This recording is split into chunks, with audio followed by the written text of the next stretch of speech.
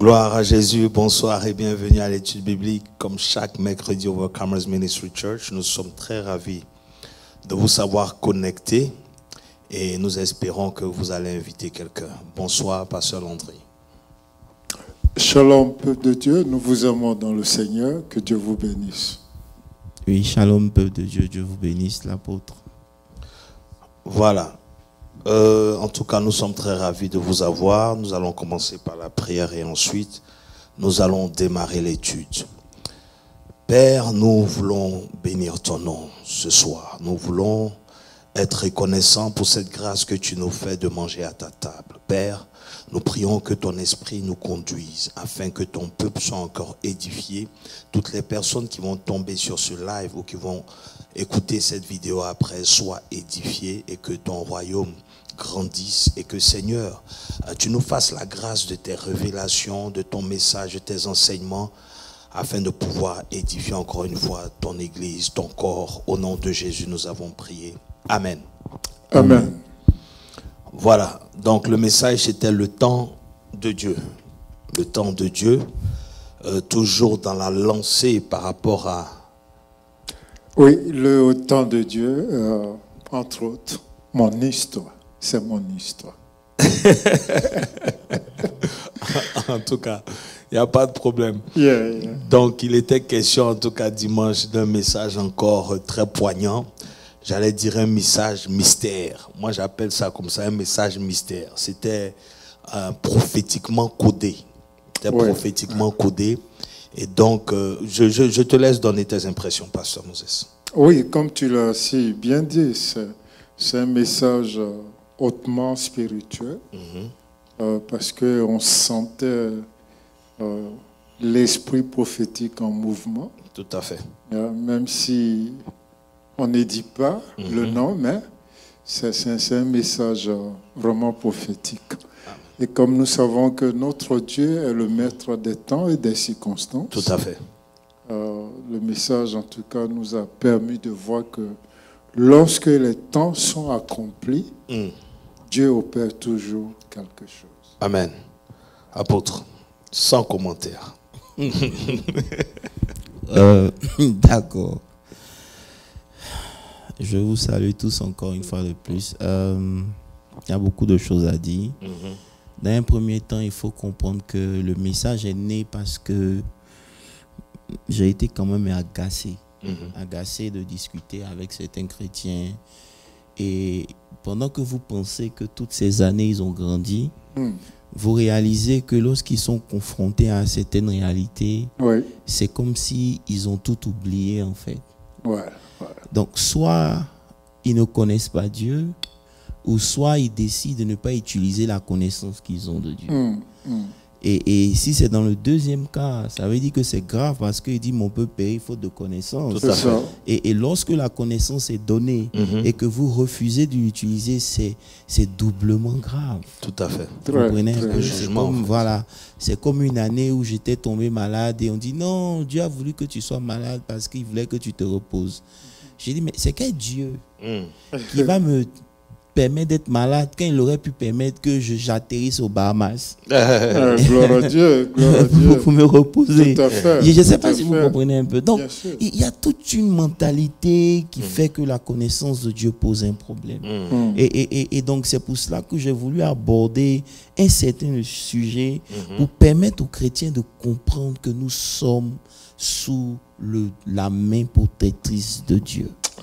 Et quoi qu'il arrive dans vos vies, vous devez comprendre que vos vies sont scellées par la puissance de Dieu. Amen. Tu comprends?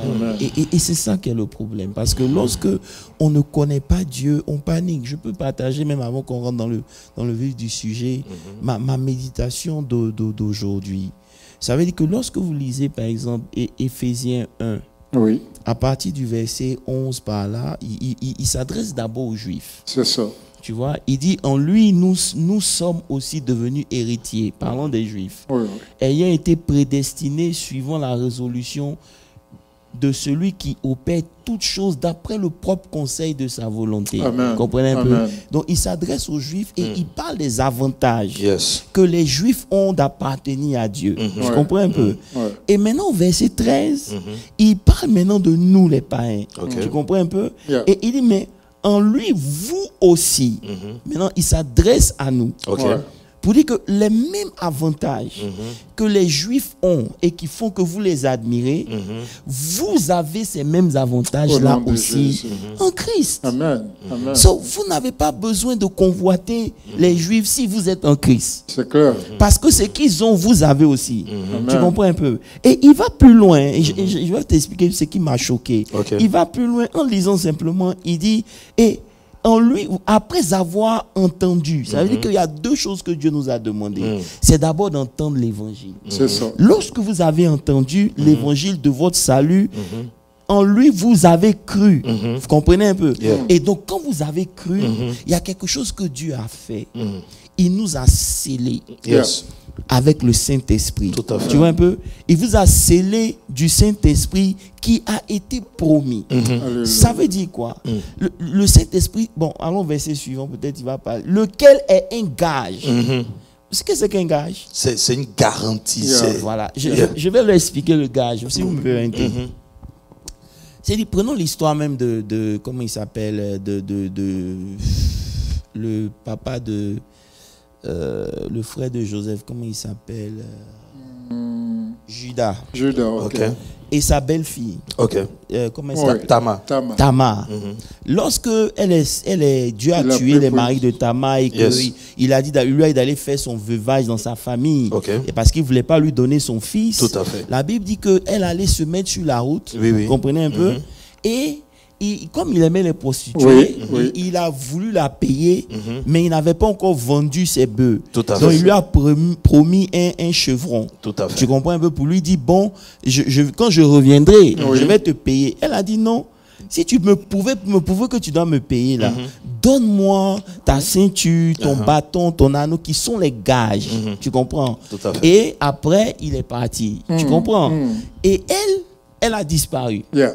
Donc quand il revient, il envoie un de ses amis pour payer. payer. On lui dit, il n'y a jamais de prostituée ici. C'est ça. Donc pour ne pas faire trop de bruit, il s'en va. Et il s'en va, il a oublié. Mais il a donné le gage. Tout à Vous fait. comprenez? Et donc, lorsque elle tombe enceinte et qu'on lui dit que ta belle-fille, là, elle est tombée enceinte de quelqu'un, il dit, voilà une occasion pour la tuer. Yes. Donc, il faut la lapider.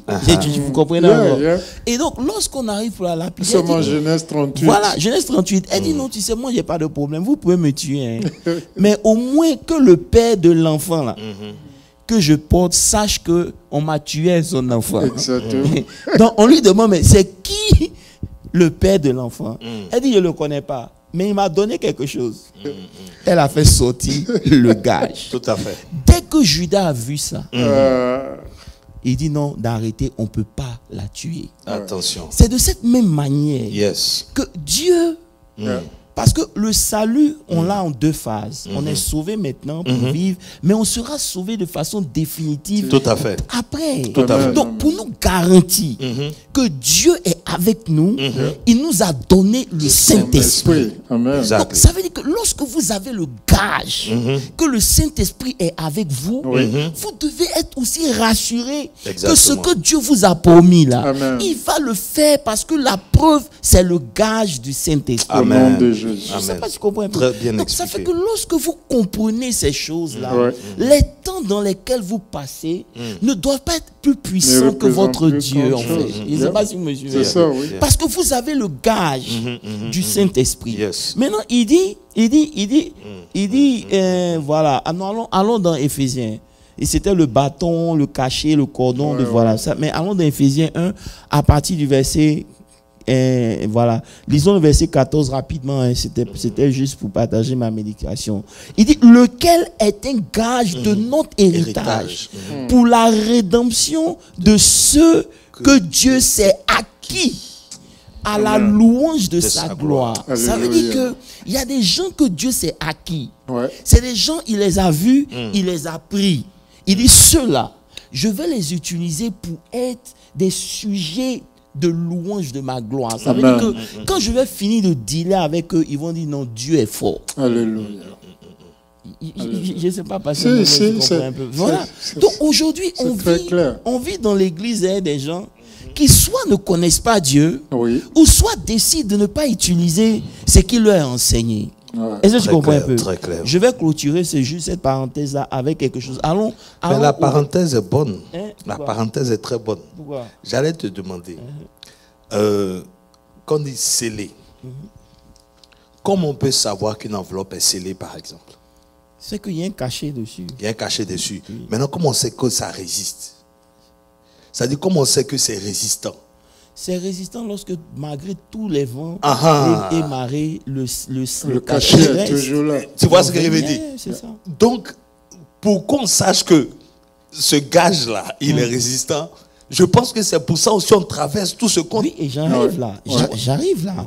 Dans la même pensée ce que tu dis. C'est pour ça que quand en prêchant, je dis que tous ceux qu'il a connus d'avance, il les a aussi appelés. Yes. Il les a appelés à être conforme à son fils. C'est pour ça que vous allez voir que en parlant de son fils, on n'a pas commencé avec la mort. On a commencé même avec la naissance. C'est ça. Pour dire que lorsque Dieu vous appelle à être conforme à son fils, peu importe où vous naissez, comment vous naissez, peu importe les réalités de vos familles, ce n'est rien pour Dieu. Au nom de Jésus. Parce que si le Fils de Dieu lui-même a pu naître comme il est né, avec les exemples qu'on a donnés, ça veut dire qu'il n'y a rien qui peut stopper Dieu. Et ici, Paul le dit bien dans Éphésiens 1, parce qu'il dit c'est pour ça que, au verset 15, ayant entendu parler de votre foi, tu vois un peu, ayant entendu parler de votre foi au Seigneur Jésus et de votre charité pour tous les saints, je prie pour vous. C'est-à-dire que verset 16. Il commence à prier pour eux parce qu'il veut les emmener à comprendre ce qu'ils ont reçu. Maintenant, verset 17, il dit, afin que le Dieu de notre Seigneur Jésus-Christ, le Père de gloire, vous donne un esprit de sagesse, de révélation dans sa connaissance. Amen. Il faut marcher avec Dieu avec la révélation. Lorsque vous n'avez pas de révélation, vous ne comprenez pas les temps dans lesquels vous êtes. Et peu importe ce qui arrive, vous allez paniquer. Mais lorsque vous avez la révélation, de fait de savoir que Dieu, rien n'est plus grand que lui. Non, pasteur Moses.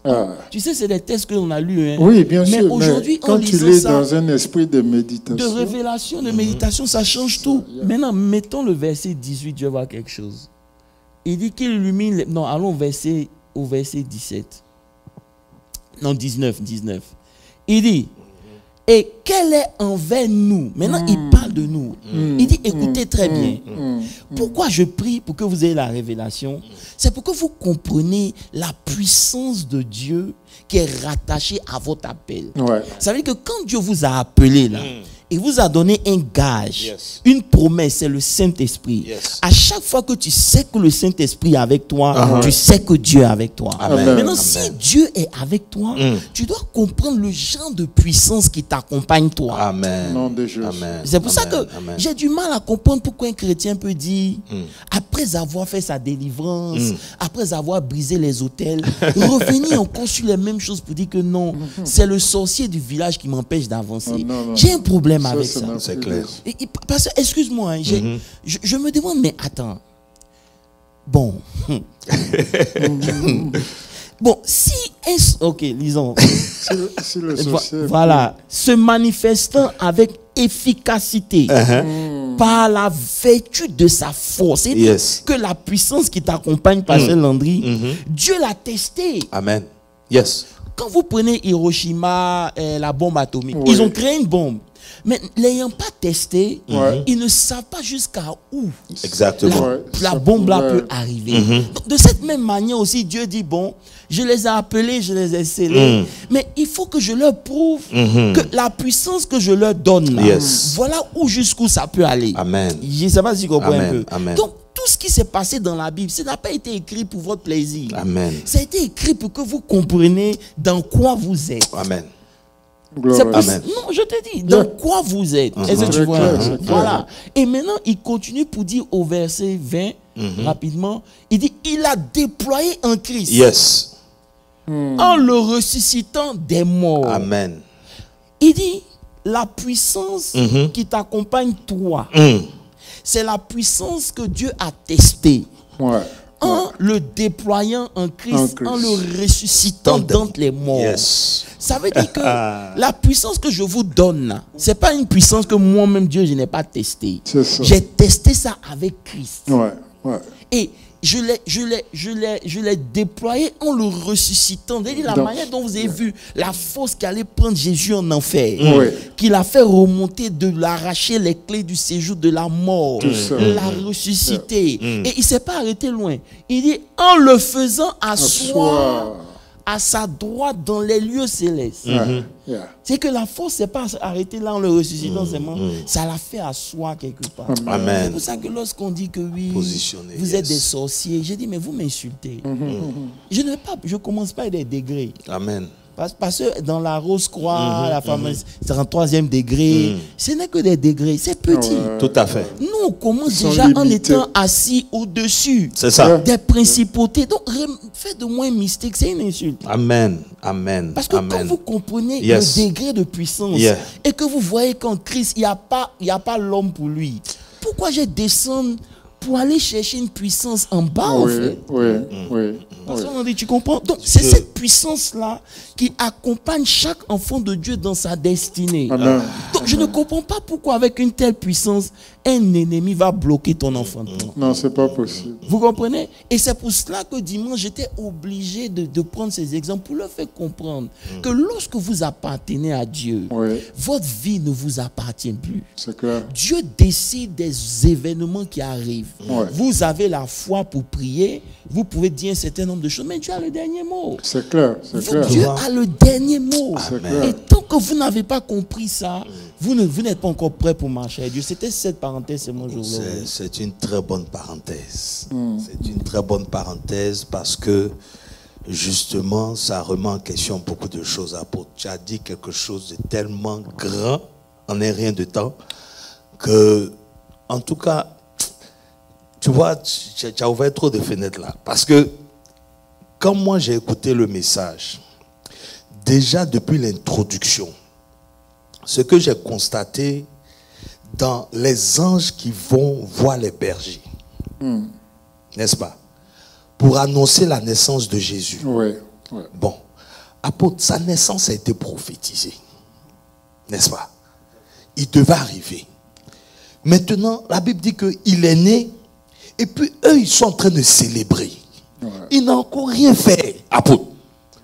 Tu vois ce que je veux dire?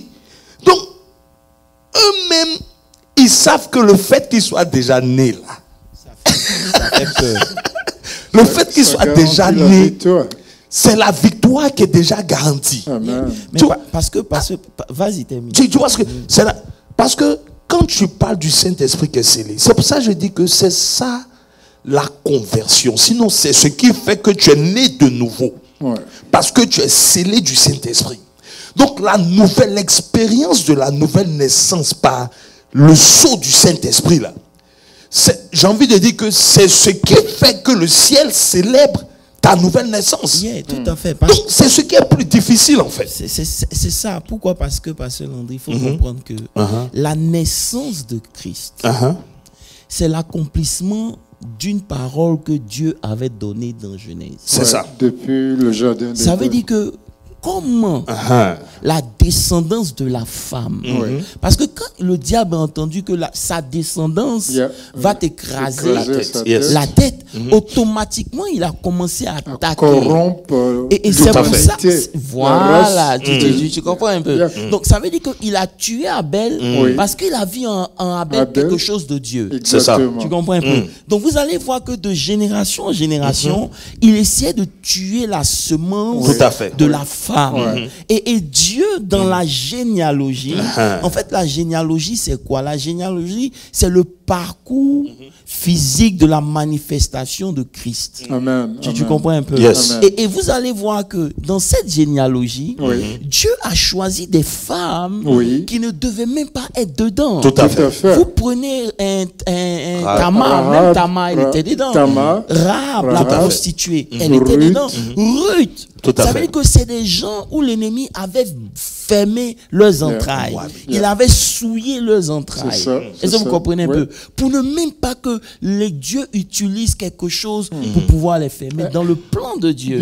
Donc ça fait que lorsque le Fils de l'homme, de Dieu naît, le diable a déjà échoué. Parce qu'il se dit, mais comment j'ai fait pour permettre à ce que cette descendance-là qui vient pour m'écraser naisse? Vraiment. Et Bishop, je vais te ramener un peu en arrière. À la mort de Joas, fils de Josaphat, Athalia, qu'est-ce qu'elle a fait? Elle a exterminé tous les descendants de David, excepté un. Pour dire que, comme tu le dis, l'ennemi a tout fait pour pouvoir exterminer, pour empêcher la descendance. Et c'est pour ça qu'il dit, il y a deux descendances en ce moment. C'est pour ça qu'il faut faire attention. Comme je disais, il utilise aussi les entrailles pour que sa descendance vienne. Tout à fait. Pour étouffer la descendance de Dieu. C'est pour ça que c'est pas tout ce qu'on dit qui est forcément de Dieu. C'est pas tout ce qu'on voit qui est de Dieu, même que ce soit un miracle ou pas.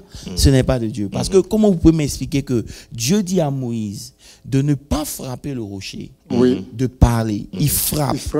L'eau sort, mais Dieu est fâché. C'est ça. Tu comprends? Donc, ce n'est pas une manifestation qui détermine que Dieu voit. Mais juste pour dire simplement que, n'ayant pas pu bloquer ça, automatiquement, le royaume est bouleversé. Parce qu'en temps normal, en tant que roi, il devait naître au palais. C'est ça. Tu comprends? Mais il n'est pas né au palais. Je ne sais pas si vous comprenez un peu. Donc, j'ai essayé de faire comprendre aux gens que nos histoires respectives, peu importe où nous commençons, peu importe les choses que nous n'avons pas, lorsque nous appartenons à Dieu, il les utilise pour nous rendre conformes à l'image. Parce que celui qui doit dominer, ce n'est pas celui seulement que Dieu a créé, mais c'est celui qui est à l'image. Amen. Vous comprenez un peu? Donc, cette image que nous avons perdue, le Seigneur utilise nos réalités pour nous permettre de nous conformer à cette façonnée. Mais malheureusement, le manque de compréhension, le manque de connaissance fait que lorsqu'on traverse des événements, on commence à se braquer. On cherche des solutions. On se dit non, que je vais... Non. Voilà, en gros, c'est un peu ça. Non, en fait, justement, quand tu as commencé, tu as dit qu'on dit Dieu de miracles, Dieu de. Et justement, troublemaker. On ne dit pas troublemaker. Dieu is a troublemaker. Ça veut dire que la femme, elle était en paix. Le monsieur, il servait Dieu en paix. Et puis Dieu lui dit, bon, descends et fais ça. Vous comprenez un peu? Donc, en quelque sorte, Dieu vient dans nos vies pour troubler nos vies. Et comme tu le dis bien, Simon, qu'est-ce qu'il dit à Marie et à Joseph? Il dit, cet enfant vient pour causer la division en Israël. Et la contradiction. Yes. Vous comprenez? Il faut dire que vraiment, c'est un troublemaker. Et ce qui est important, c'est quoi? C'est que quand il vient dans votre vie, vous devez comprendre que Dieu ne va pas vous laisser comme ça. Parce que comme je disais dimanche, ce n'est pas les eaux comment on appelle ça? Élisée? Les eaux de Bethesda, la piscine qui guérit. C'est quand c'est remué. Vous devez comprendre aussi quelque chose. La Bible dit qu'on prenait des mouchoirs qui touchaient Paul, et puis Pierre, ça guérissait. Ou que l'ombre de Pierre guérissait. Votre ombre ne peut pas guérir si vous-même vous ne guérissez pas. Amen. C'est clair. Je ne sais pas si tu comprends. Très clair. Donc, pour que vous puissiez parvenir à guérir, que clair, votre là. homme puisse guérir, il faut que d'abord vous-même, vous puissiez guérir. C'est ça. Ça veut dire Très que clair. Dieu est obligé d'abord de travailler sur vous pour que votre homme puisse faire quelque chose de Amen. Amen. Vous comprenez Amen. un peu. Amen. Donc, lorsque vous refusez le travail de Dieu, lorsque vous empêchez de vous conformer à Christ, vous avez des problèmes. C'est clair. Et c'est pour ça que vous serez frustrés dans toute votre marche chrétienne parce que vous ne parviendrez pas à assimiler ce que la parole de Dieu dit et sa manifestation dans votre vie. Vous aurez toujours ces doutes et ces questions que vous aurez simplement parce que justement, vous n'arrivez pas à assimiler. Je voulais même ajouter, Bishop, pour dire que le fait même de confesser que c'est un sorcier ou un mystique qui bloque l'accomplissement de son miracle, c'est déjà très wrong. Parce que c'est ouvert grandement la porte à l'ennemi. Parce que tout se fait par la parole. Ça veut dire que je vais, Pasteur Landry, je vais aller dans un exemple bien simple.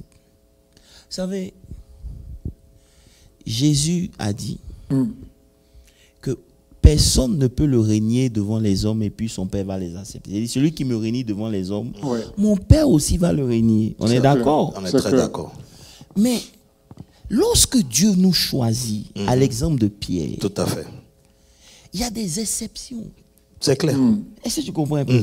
Comme je disais une fois un dimanche là, les apôtres n'ont pas régné Jésus, il est le seul. Vous comprenez un peu? Il est le seul qui a régné Jésus. Mais c'est lui qu'on attendait pour que le ministère commence. Amen. Pourquoi?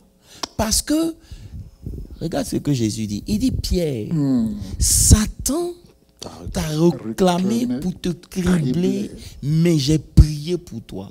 Ça veut dire quoi? Ça veut dire que quand le diable allait demander la permission à Dieu pour frapper Pierre, Jésus aussi était là. Mais Jésus n'a pas pu dire non. C'est clair, comme pour Job. Pourquoi il n'a pas pu dire non? Parce qu'il était important que Pierre passe par là. Ça.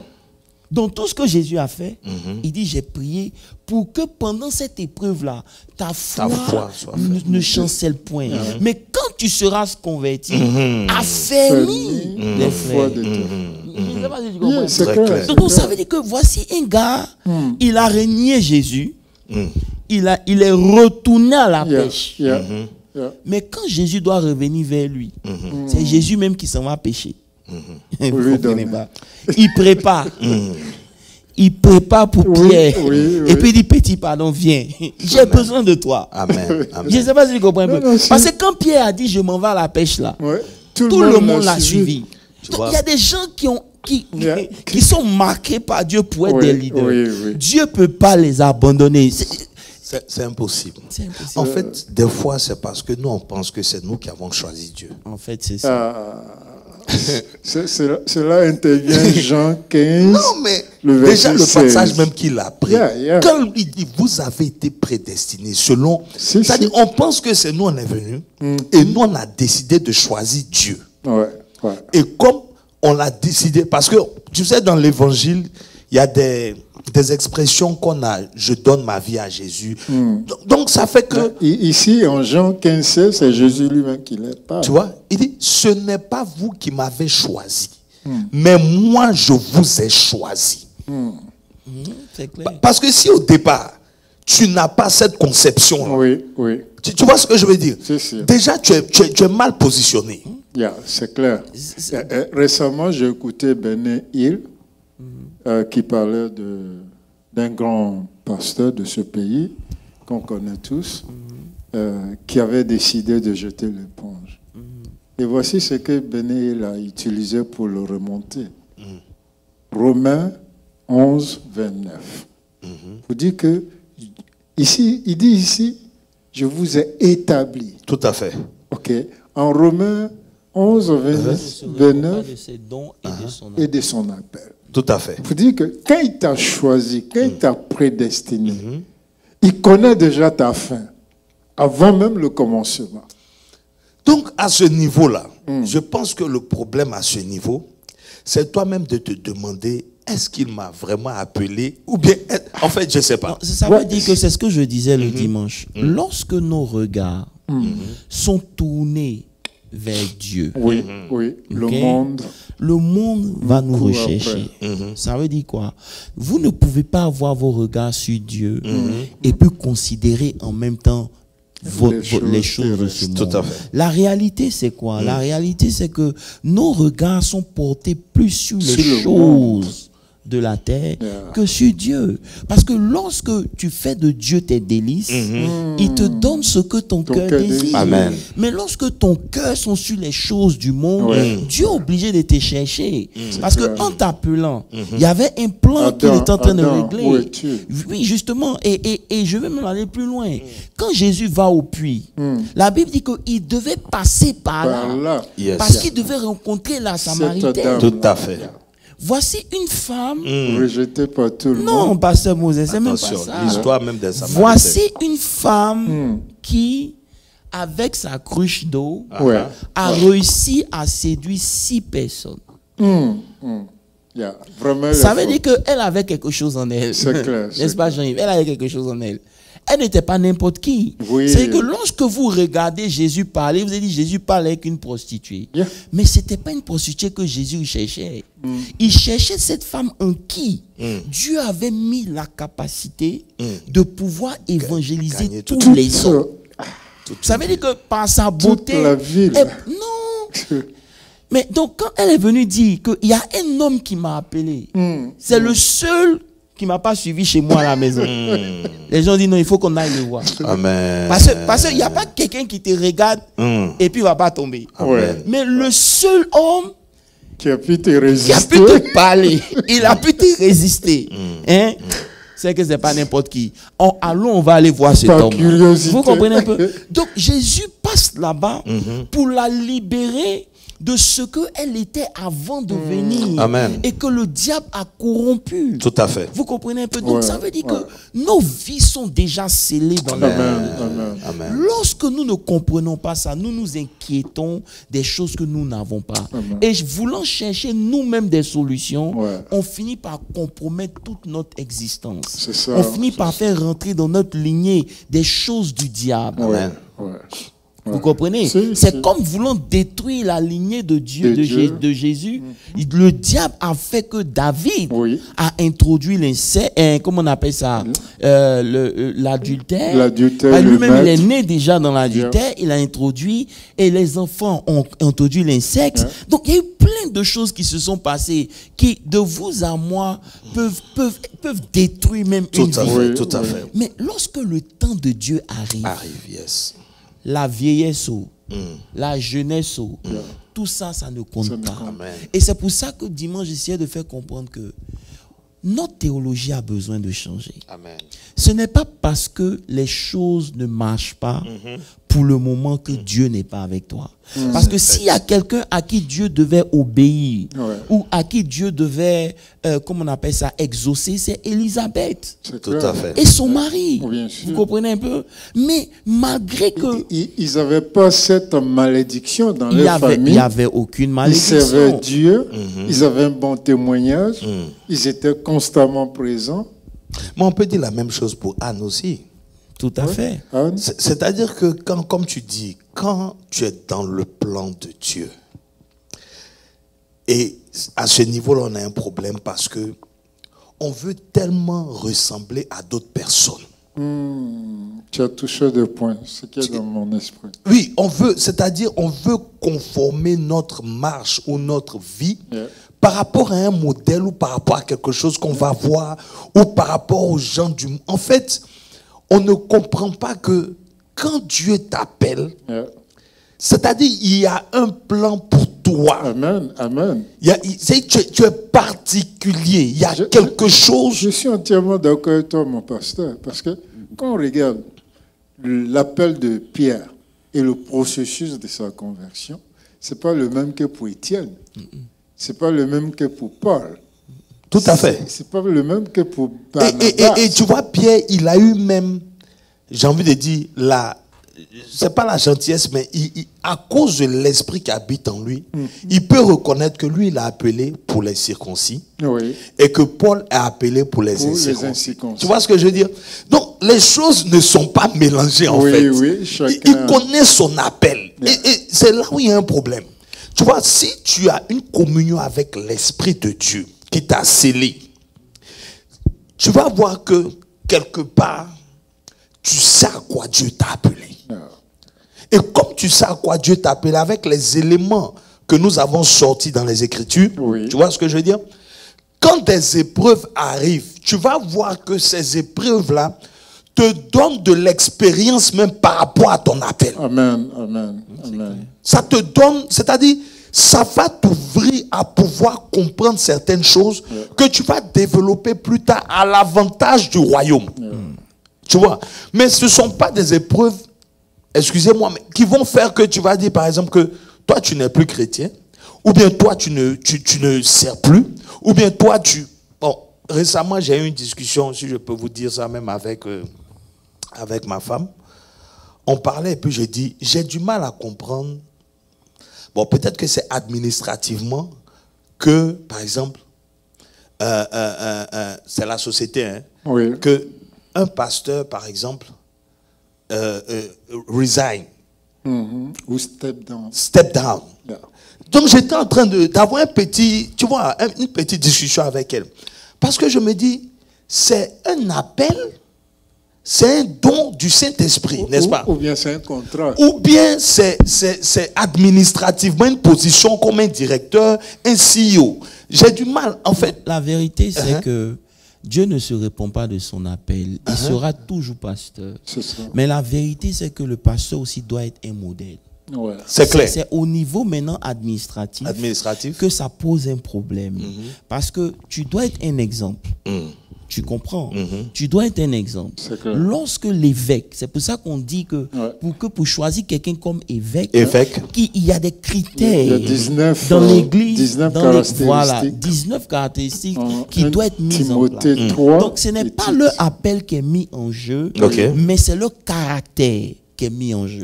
Le caractère qu'ils ont ne correspond pas avec la position qu'ils ont. Des leaders. Voilà, de leader. Parce que c'est un message fort qui est sorti que le diable aussi peut exploiter. Non, je suis d'accord avec toi. Actuellement, le diable joue beaucoup avec ça. Ça veut dire que on ne peut pas leur enlever les titres. Non.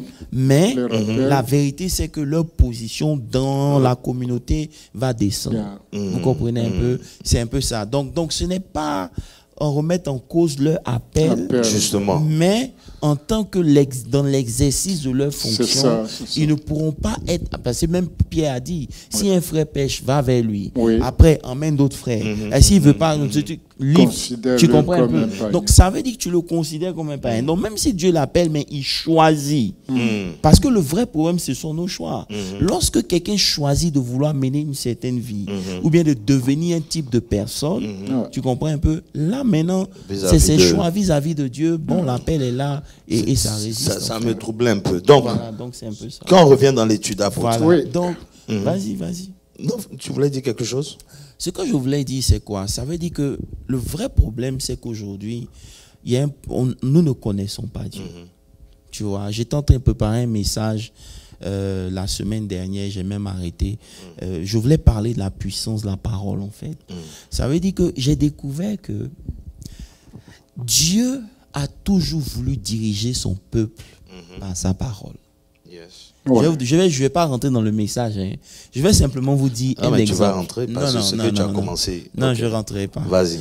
Regarde, la Bible dit que le temps pour Josué de diriger le peuple vient.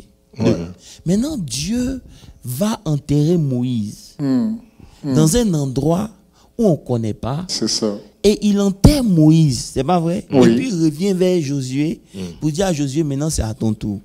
Donc si toi tu es Josué, la première des choses que tu vas lui poser, c'est mais où est le bâton? Parce que quand vous lisez la Bible, tout ce qui a été fait par Moïse, a été fait avec le bâton. Ça veut dire que si Moïse vous convoque et puis on lui demande est-ce qu'il avait le bâton en main, S'il n'y avait pas le bâton, c'est que ce n'est pas Dieu. Vous comprenez? Et c'est pour cela, je vais vous expliquer, que Dieu s'est fâché.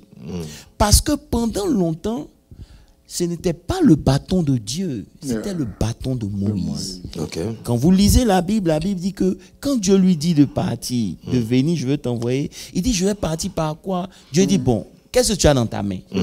On est d'accord? Oui. Jette ton bâton. Donc ça veut dire que c'est le même bâton que en Égypte, eux ils utilisaient. C'est pour ça que quand il est revenu et qu'il a jeté son bâton, ils ont ri. Vous dites, c'est le bâton que toi tu as pris ici. Mais c'est la seule chose que Moïse connaissait. Donc Dieu utilisait ce que Moïse connaissait pour l'emmener à un niveau de compréhension. Tout à fait. Tu comprends un peu?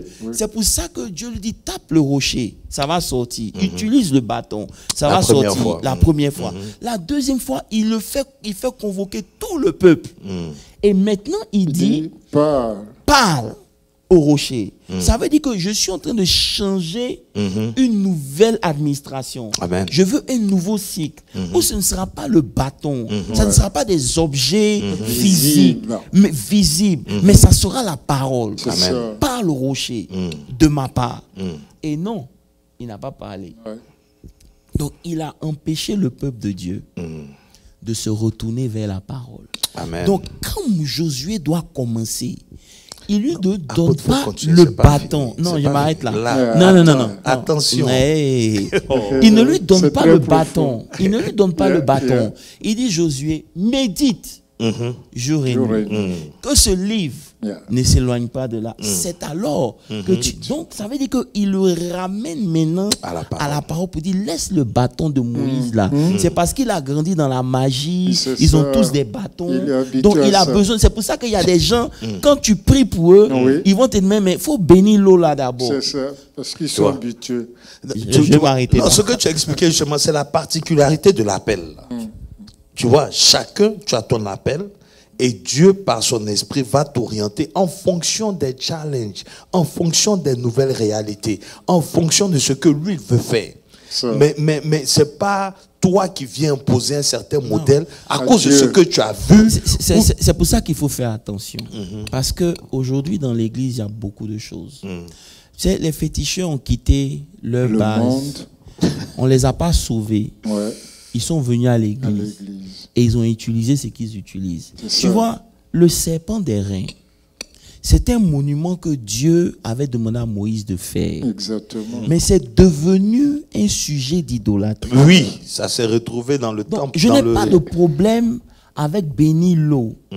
Mais lorsque ça devient un sujet d'idolâtrie qui empêche les gens de chercher Dieu, ça veut dire qu'aujourd'hui, tant que j'ai mon eau, je suis en sécurité. Attention. Alors que ce n'est pas ça. Je vais vous donner un exemple bien simple. Il y a un pasteur qui racontait une histoire qui disait que à chaque fois que un monsieur voulait prier, son chat venait le déranger. Donc qu'est-ce qu'il faisait? À chaque fois qu'il veut prier, il attache son chat et il le jette quelque part. Quand il finit, il le détache. Donc les enfants ont vu ça. Donc maintenant, le papa dit, bon, on va prier pour manger. Ils disent, papa, on ne peut pas prier, il faut qu'on aille attacher le chat d'abord. Est-ce que vous comprenez un peu? Parce que pour eux, prier là, c'est attacher le chat. C'est ça. Donc s'ils ont attaché le chat et qu'ils sont partis au travail, ils ont prié. Tu vois? Alors qu'en réalité, c'était parce que le chat le dérangeait qu'ils ont demandé d'attacher le chat. Donc aujourd'hui, beaucoup de gens prennent leur eau bénie. Ils disent que si j'ai mon eau, j'ai plus besoin de prier. Et c'est ça qui est dangereux. C'est pour ça que je dis, Dieu a toujours voulu conduire son peuple par la parole. Mais nous ne comprenons pas ces choses. Tu comprends un peu? Et c'est pour ça qu'il y a beaucoup de troubles dans nous. C'était juste une parenthèse que tu as touchée là, c'est-à-dire devant le rocher là. Oui, le peuple qui est habitué à le voir utiliser son bâton. Dieu ne voulait plus justement. Tu vois ce que je veux dire? Justement. Donc, tu te dis. Donc, toi-même, tu te dis, attends, d'abord, est-ce que c'est Dieu qui parle? De deux, est-ce qu'ils vont croire si c'est seulement la parole et que ce n'est pas le bâton qu'ils ont l'habitude de voir? Justement, Dieu ne voulait plus qu'ils croient à Dieu par le bâton. Il voulait les emmener à croire la parole. Et c'est ça qui a été transcrit dans l'église aujourd'hui, Yes. où maintenant on a besoin des signaux pour croire. Ouais. Aujourd'hui, tu dis à quelqu'un, Dieu va te bénir. Si, mais s'il va me bénir, pourquoi j'ai pas vu de voiture? Non, la voiture n'est pas ça qui est la bénédiction. Vous devez comprendre qu'aujourd'hui, les Chinois n'ont pas besoin de Jésus pour être bénis. Absolument. Parce qu'il a dit, à la sueur de ton front, Oui. tu mangeras, comme je disais dimanche. Mais la différence, c'est quoi? C'est que nous, c'est la bénédiction de l'Éternel qui enrichit. Mais celui qui travaille dur, il sera béni, il aura Ouais. ces choses, il aura le pain. Tout à fait. Mais nous, les chrétiens, on néglige ce côté-là. On s'est dit que si on a prié pour toi, automatiquement, tu deviens riche. Alors que quand on prie pour toi, Dieu te donne la aller force travailler. pour devenir riche. Amen. Ça va, vous Amen. comprenez? C'est très clair. Donc c'est cette confusion dans l'église qui fait qu'aujourd'hui, on ne sait pas où on va. Et face au temps, beaucoup de chrétiens ont un problème. Yes. Parce qu'ils voient le temps en train de s'écouler. Yeah. Mais le temps devant Dieu, c'est rien. Rien du tout. Jérémie s'est plaint.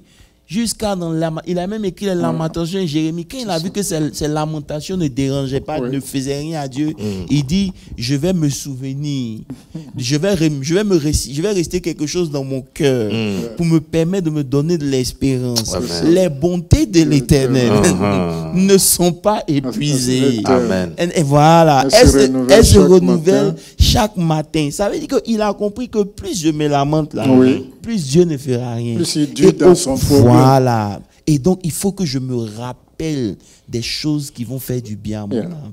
Donc, beaucoup de chrétiens aujourd'hui ne marchent plus avec la parole de Dieu. On cherche des éléments qui vont combler et qui vont nous donner à croire quand Dieu, dès le début. C'est pour ça que vous allez voir que quand Moïse meurt, il n'y a plus de bâton. Oui. Et Moïse même a essayé de se corriger. Parce qu'avant de mourir, il a réécrit, on pourrait dire, la loi. Et c'est là il a parlé en Deutéronome 28, verset 1er. C'est très important. Il dit, écoute, 28. verset 1er. Il dit, Deutéronome 28. 28, verset 1er. Ok. Il dit, si tu obéis à la voix de l'Éternel, ton Dieu, en observant et en mettant en pratique toutes ces recommandations que je te prescris aujourd'hui, l'Éternel, ton Dieu, te donnera la supériorité sur toutes les nations de la ça, terre. ça veut dire que c'est une question de la parole qui est en face de nous. Mais nous, on cherche des éléments. Je ne sais pas si vous comprenez. Donc, lorsque on réduit Dieu au temps, on réduit Dieu à la sorcellerie, on réduit Dieu. On n'a pas dit qu'il n'y a pas de combat. Il y a des combats. Bien sûr. Mais la position à partir de laquelle tu dois combattre, là, c'est ça qui fait la différence. Amen. Lorsque je comprends que la puissance, il dit, je disais que quand je méditais Éphésiens aujourd'hui, je me suis dit, mais Seigneur, et c'est moi qui n'avais pas compris. Mais, Bishop, au verset 15, il parle du mérite de leur foi. Non, ce n'est pas des gens qui n'ont pas de foi. Mais on voit que progressivement, jusqu'au verset 19, là maintenant, il prie pour qu'ils aient l'esprit de révélation pour la connaissance du Fils de Dieu. Parce que lorsque vous n'avez... C'est Éphésiens 1. Lorsque vous n'avez pas... mais Deutéronome 28, 1, là. Oh. Deutéronome 28, 1. Ok. Allez. Ce Deutéronome 28, 1. Ah, on n'a pas fini avec. Si tu obéis à la voix de l'Éternel, maintenant la conclusion. Ah, c'est très fort. Te donnera la supériorité sur toutes les nations de la terre. Donc vous... Qui a obéi en mettant en pratique tout? C'est qui? C'est Jésus. Et on lui a donné le nom de C'est pour ça que je ne veux pas parler. C'est Jésus. Donc, et nous, on commence notre vie avec Jésus. Je sais pas si vous comprenez un peu. C'est-à-dire qu'il nous a donné le gage. Bishop, regarde-le dans les yeux. Toi, il faut les regarder. Nous, on commence notre processus avec Jésus. C'est-à-dire celui qui a obéi à toute la loi. justement, C'est lui qui a vaincu le monde. C'est lui qui a reçu le nom au-dessus de tous les noms. c'est pour ça qu'avant de dire ça, il a dit, il a obéi obéi jusqu'à la mort de la croix. Et c'est pour cela que Dieu maintenant l'a élevé, voilà, en lui donnant le nom au-dessus de tous les noms. Maintenant, comme il a dit, nous on commence là. Et vous savez, Donc, les catholiques n'aiment pas ce verset-là. Attention. Actes chapitre 4, verset 12. Non. Non, ça c'est une vérité. Ils n'ont jamais aimé. Yeah. Parce que Pierre a dit aux Sadriens, il n'y a pas un autre nom par lequel nous pouvons être sauvés, sinon le nom de Jésus. On ne peut pas faire intervenir le nom d'une femme, quelle que soit sa vertu. On ne peut pas faire intervenir le nom d'une famille, mais non, faut faire attention, quelle que soit sa vertu. Parce que elle a visité Elisabeth. Oui, elle a salué Elisabeth, l'onction est descendue. Elle était remplie. Non. Elle a plaidé, on a eu le vin nouveau. Bon, on connaît la valeur. Je te provoque. Mais ce que nous voulons dire, c'est Jésus qui est la clé. Et c'est ça. Ça veut dire que moi, j'ai commencé à étudier Christ et j'ai vu qu'il y a eu 3 naissances de Christ. Il y a eu 3 onctions. Tu deviens christologue. Non. Parce que la vérité, c'est quoi? Je peux toucher à ce qu'il vient de dire, apôtre. En fait, tu sais que l'apostolat, c'est parce qu'il a la fondation de Christ qui peut être apôtre. Yeah. En fait, c'est ça. Non, parce que tant qu'il n'y a pas Jésus, il n'y a pas d'apôtre. C'est clair. Qui a établi les apôtres? Mais justement, ce ministère est venu justement à cause de la révélation de Christ. Donc, naturellement, qui veut, il ne veut pas, comme on dit, c'est l'appel là. C'est un christologue. Et Paul le dit bien. Il dit la fondation a été posée par les apôtres et les prophètes. C'est pour ça que comme il est apôtre et il fonde l'église. Apôtre en même temps prophète. Non, attends. Comme il fonde l'église et que la fondation de l'église, c'est quoi? C'est la révélation de qui est Jésus. C'est clair, oui. Tu vois ce que je veux dire? Donc quand il dit je suis, il dit tu es le Christ, le Fils du Dieu vivant. Sur cette révélation, je bâtirai mon église.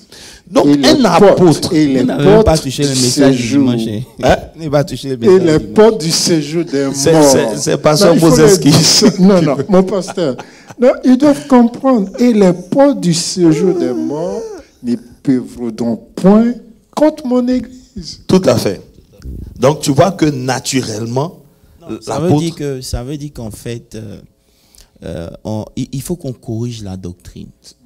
Aujourd'hui, tu ne peux pas regarder ta vie et déterminer que Dieu est avec toi ou pas quand tu as des choses matérielles. Jésus n'avait, dans sa naissance, on a dit, il est né dans une mangeoire. Ça veut dire que tous ceux qui passent là, ils ne peuvent pas penser que le Fils de Dieu peut naître comme ça. C'est clair. Mais à côté de lui, il y avait des anges qui étaient en train de se réjouir. Ça veut dire que Dieu nous regarde et nous met dans des conditions aujourd'hui qui ne semblent pas être de bonnes conditions, mais qui sont nécessaires. Parce qu'à côté de nous, il y a des gens qui voient ce que Dieu est en train de faire. Est-ce que vous comprenez un peu? Et donc, il y a tellement de concepts. Frère, personne ne peut détourner ton étoile. C'est clair. Ça veut dire qu'aujourd'hui, il y a des enseignements quand on enseigne. Joseph a vu les étoiles de ses frères. Oui. Malgré ce qu'ils étaient, ils avaient des étoiles. Même s'ils sont prosternés devant lui, ils avaient des étoiles. Donc vous avez une étoile qui est rattachée à vous. Tout ce que je dis, c'est le processus pour que ton étoile vienne te retrouver là où elle doit briller. C'est pour ça qu'on doit prier, c'est tout. Comme Madoché, on a pris l'exemple de Madoché qui était devant le portail, mais il devait rentrer dans le temple. Donc aujourd'hui, on doit prier pour que Dieu puisse manifester ce que nous sommes en réalité. Mais on passe plus de temps à combattre un ennemi qui est vaincu. C'est ça. Tu comprends un peu? Et puis j'aimerais soulever quelque chose aussi. Dieu savait que l'Hérode allait vouloir tuer Jésus. Oui, tout à fait. Donc ils avaient besoin d'argent pour voyager. Oui, tu l'as mentionné. Et Dieu envoie après les bergers des mages pour leur donner ce qu'il faut pour pouvoir traverser pour partir. Parce que rappelez-vous, ils n'ont pas pu payer l'hôtel. La provision précède toujours la vision. Éclairez-moi, homme de Dieu. Ils ont vu l'étoile, n'est-ce pas? Oui. Est-ce que l'étoile se déplaçait? L'étoile les a guidés. Donc, l'étoile était positionnée où Christ était, ou bien... Non, ça veut dire que en fait, l'étoile est apparue. Ok. Et comme Dieu avait une mission, Dieu leur a permis de suivre l'étoile. C'est comme ça que les sorciers peuvent voir ton étoile. Tout ce qu'ils vont faire, ils vont mettre des choses sur ta vie pour t'embrouiller, pour te distraire, afin que ton étoile ne puisse pas suivre son parcours. Parce que ton étoile va quelque part. Elle a une mission accomplie, ta destinée prophétique. Tout ça là, ils voient ça. Donc eux, ils ont suivi l'étoile jusqu'à ce qu'ils soient arrivés là où l'étoile devait être. Parce que l'étoile devait être dans le palais, c'est le roi des Juifs. Amen. Tu comprends un peu? Mais comme le roi n'était pas là, l'étoile n'est pas restée. L'étoile est partie. C'est tout un mystère. Et donc maintenant, du palais, l'étoile les a guidés. Ils voyaient toujours l'étoile à partir du palais. Mais les magiciens, les sorciers... Non, ils ne pouvaient pas voir. Ils ne pouvaient pas voir. Parce que s'ils avaient vu l'étoile... Parce que dans son langage même, il a dit, on a vu son étoile, on a suivi. Tu vois? Donc, ça veut dire que s'ils pouvaient voir l'étoile, eux, ils allaient aussi aller là-bas. Justement. C'est pour ça que quand les sorciers voient, ils peuvent voir, mais ils ne peuvent pas contrôler l'étoile. Quelque chose qui appartient à Dieu. C'est-à-dire qu'ils peuvent le faire bloquer, cacher, obscurcir. Mais lorsque Christ vient, il n'y a pas match. Le seul problème, c'est que nous leur accordons tellement de pouvoir que nous réduisons la main de Dieu dans notre propre vie. Dieu est capable de faire des choses extraordinaires. Bishop, tu viens de relâcher une parole là. Tu le cites très souvent. 1 Jean 3, 8, je crois. Le Fils de Dieu est apparu afin de détruire les œuvres du diable. Ça veut dire que vous ne pouvez pas être un Christ et puis subir les assauts du diable. C'est impossible. Seigneur Jésus. Donc, quand on dit ça, apôtre, déjà par rapport à la naissance, on voit tout ce qui s'est passé, que malgré ça, ça n'a pas pu empêcher quoi que ce soit. Et que maintenant, tu te mets dans une position, tu te demandes, donc le chrétien aujourd'hui se situe où selon toi? C'est-à-dire...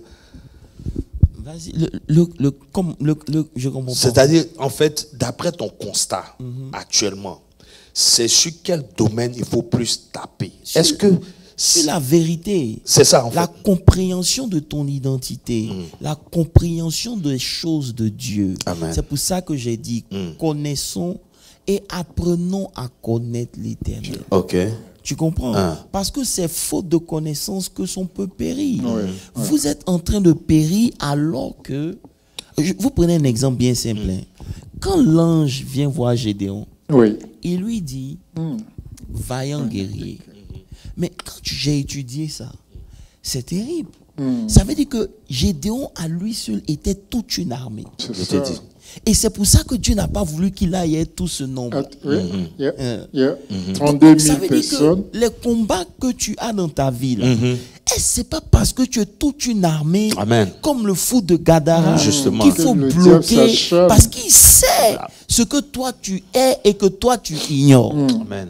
Je ne sais pas si tu comprends un peu. Donc tu préfères trade in qui tu es avec des petites choses. Et c'est pour ça qu'on doit apprendre à connaître Dieu. Afin de pouvoir libérer notre esprit et libérer l'onction. Vous comprenez un peu? Et je veux conclure simplement en disant, c'est en cela qu'il faut faire la différence entre l'onction et la gloire. L'onction, ça n'a jamais été pour toi. Amen. Amen. C'est clair. Jamais. Amen. L'onction, c'est pour le service. Amen. C'est pour ton appel. Amen. Donc, lorsque Dieu t'a appelé là, il a mis une onction sur toi. C'est ça. Cette onction-là, elle est capable de travailler dans ta vie, de travailler autour de toi, de faire un certain nombre de choses. Maintenant, la gloire, c'est ce qui t'appartient à toi. Mais la gloire, c'est ta consécration avec Dieu. Tu comprends un peu? C'est pour ça que vous allez voir des gens qui marchent dans l'onction, mais il n'y a pas de gloire. Parce que pour que la gloire éclate, il faut une certaine intimité avec Dieu. L'onction reste l'onction. Donc si c'est l'onction que vous suivez, vous allez vous perdre. C'est ça. Tu comprends un peu? C'est ça. Mais je dis ça pourquoi? C'est pour dire que lorsque Dieu vous appelle, il y a toujours quelque chose qui rattache à votre vie.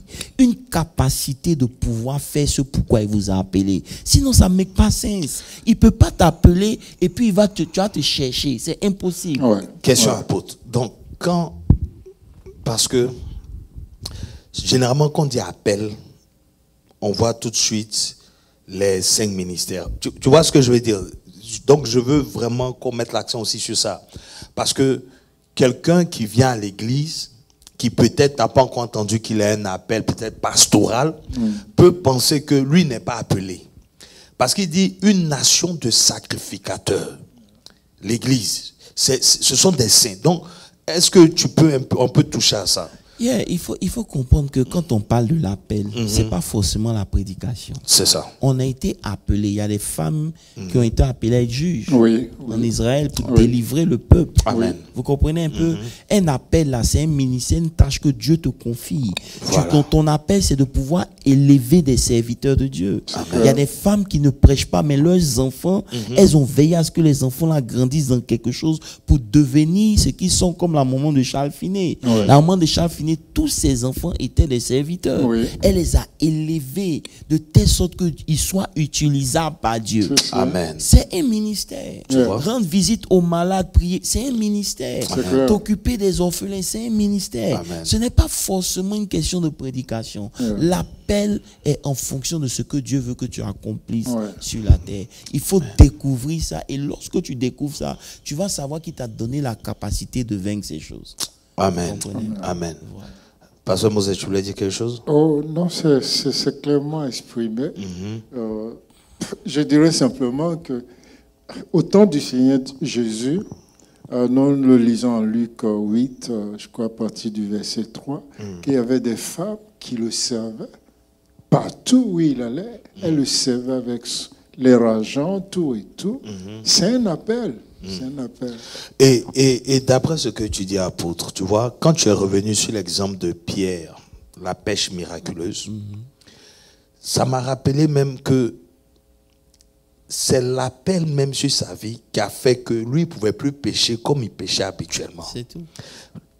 Tu vois le trouble dont on parle là. En fait, c'est ça. Tu vois, il est rentré dans la vie de Pierre parce qu'il avait appelé.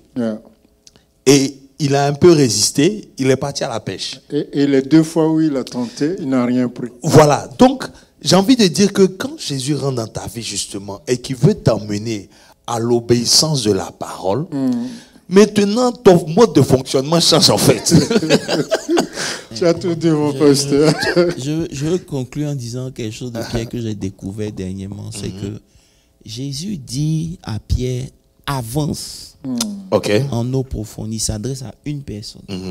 Quand maintenant ils sont en eau profonde, il dit jetez vos filets. Je ne sais pas si tu comprends un peu. Il faut comprendre que l'ordre de Dieu s'est toujours établi un leader. Dieu ne parle pas à tout le monde. Amen. Yes. Dieu est un Dieu d'ordre. Il parle à Pierre, il dit avance en eau profonde. Maintenant, quand Pierre avance, maintenant il dit aux autres là, jetez vos filets. Donc c'est la position du leader qui vous donne de jeter vos filets, de prendre quelque chose. Amen. Si Dieu ne lui a pas parlé, il vous sera difficile. Donc cette histoire de dire que oui, on est tous au même titre, faisons attention. On n'est pas tous au même titre. Devant Dieu, ça n'existe même pas. Jamais. Ça n'existe pas. Tu comprends? Et l'ennemi utilise toutes ces choses-là pour créer trop de confusion. Comme moi je dis, est-ce que, parce qu'il faut bientôt qu'on arrête, est-ce que on utilise la connaissance qu'on a ou bien on ne connaît pas Dieu? Parce que si on connaît Dieu et qu'on utilise la connaissance qu'il nous donne, on doit avoir de meilleurs résultats. Amen. C'est tout ce que je peux dire. Non, c'est la conclusion qui est là. C'est clair. C'est la conclusion qui est là en fait. Et Daniel dit le peuple qui connaîtra son Dieu fera des grands exploits. Ils agiront infirmité. Amen. Bon, moi je pense qu'on a dit l'essentiel. Et c'est dommage que on ne réagisse pas comme il faut par rapport à la parole. On va continuer à prier. On va continuer à prier parce que si c'est la parole qui doit tout faire dans notre vie, effectivement, il y aura des combats très élevés par rapport à la parole. Même quand on arrive même à la crédibilité de la Bible. Amen. Il y a beaucoup de sciences, beaucoup de choses qui sont dites aujourd'hui pour discréditer même le seul livre par lequel on peut avoir la connaissance. Mon pasteur, juste pour te donner une petite pensée, il disait le dimanche comme ça que pendant qu'on discutait entre nous, il est Dieu ou bien il est homme, qu'est-ce que l'islam a fait? L'islam a pris le terrain. Amen, amen. Donc voilà un peu, que Dieu vous bénisse. En tout cas, nous prions que cet enseignement édifie tout un chacun et que nous accrochons à la parole et que nous grandissons par la parole. On se voit vendredi pour la prière et dimanche pour le culte. Que Dieu vous bénisse. Amen.